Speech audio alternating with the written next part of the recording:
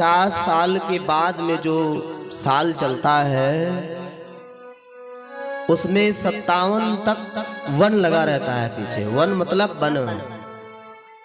50 तक आप कार्य के लिए हैं। जैसे 51 लगा तो 51 का अर्थात वन, कि आप वन को जाइए और भगवत चरणों में प्रीति लगाइए। तो भगवान ने उसी प्रकार आयु को निर्धारित किया है। और 58 तक आप अगर वन नहीं गए, इसी गृहस्थी में उलझी रहे, तो 59 होता है, तो उसमें परमात्मा कहता है तुम 60 हो गए। 59 लगा अर्थात 60 पीछे लग गया, और 60 जब लगा तो पूर्ण रूप से समाप्त हो गए महाराज। फिर ना चरणों में प्रीति होगी, ना चरणों में वंदना होगा। फिर लड़का के व्यवस्था, बिटिया के व्यवस्था, घर परिवार की व्यवस्था, इसी में आपका जीवन बीत जाएगा। तो इसीलिए उम्र जो ही संकेत करती है कि अब आप भगवत चरणों में अपना प्रीति लगाना शुरू कीजिए।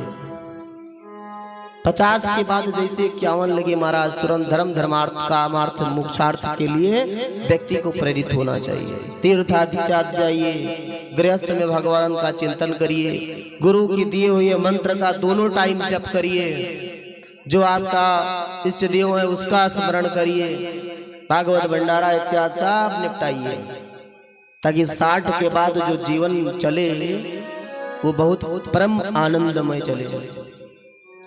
नहीं तो ये कलिकाल है महाराज, ये तो चाहता है कि आप यहीं बैठे रहो, भजन पाठ मत करो।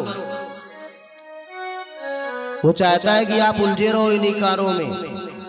गुरुदेव भगवान कहते हैं, क्षण भंगुर जीवन की कलिका, कल प्रातः समय खिली न खिली, अमल्या चल की सुच शीतल गंध, समीर चले न चले, कलिकाल कुठार लिए फिरता, कलिकाल कुठार लिए फरता, तन नर्म है चोट झिली न झिली, रट ले हरि नाम अरे रसना, फिर अंत समय में हिले ना हिले।